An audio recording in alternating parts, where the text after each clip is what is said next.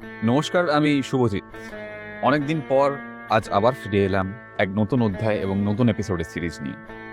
আজ বলবো ভগবান শিবের রহস্যময় এবং শক্তিশালী কিছু রূপের কথা, যার মধ্যে সর্বপ্রথম রূপ মহাকাল।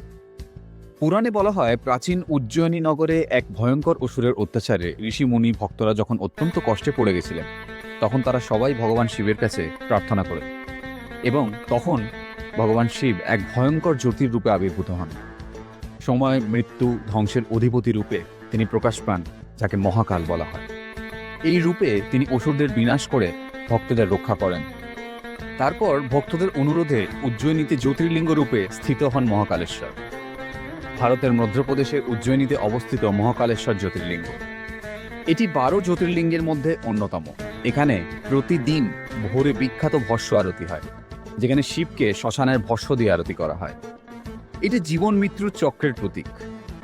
মহাকাল শুধু ধ্বংসের দেবতা নন, তিনি সময়ের শিক্ষক। তিনি শেখান সবকিছু ক্ষণস্থায়ী, অহংকার ভেঙে একদিন সবই সময়ের কাছে হার মানে।